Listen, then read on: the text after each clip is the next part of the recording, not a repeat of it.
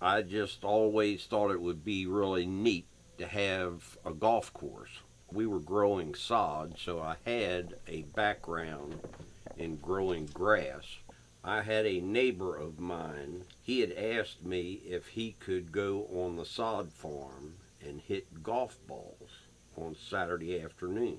It didn't take too long before he asked me if he could have several friends join him. And what they would do is they would just hit the ball, go find the ball, and hit it in a different direction. There was no formal layout, but I got very, very curious because he was so successful in drawing this crowd of guys on Saturday or Sunday afternoon that would just go up there and play what we called cow pasture golf. In 1994, we opened up the driving range, and it was very well received.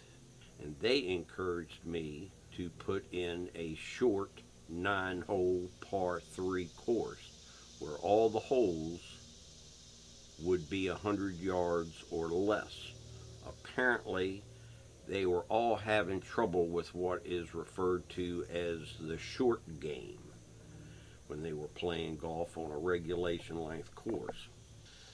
It didn't take too much longer before I was inspired to take the balance of the land, which had been the sod farm, and put in a full-length regulation 9-hole course.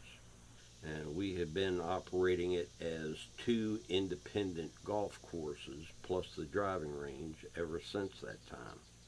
The first house that we're sitting on the front porch of was the dwelling of a tenant family on the adjoining farm. I purchased it and had it moved to its current location for the use of an office. I vividly remember that there was a husband and wife that raised 8 children in this house. This was constructed approximately in 1922 or 23. The red brick structure was a dwelling. My father bought that farm in 1955. I have seen photographs of that house from back in the 40s prior to my father purchasing that, where all 4 of the walls were standing, but unfortunately the roof was sagging significantly.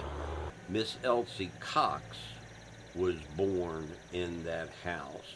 A former county commissioner by the name of Arthur Jones was also born in that house. The location of that house on Ridge Road was interesting because it gave the occupants of the house a view of the steamboat coming up the river that was about to make a landing at Lower Marlboro.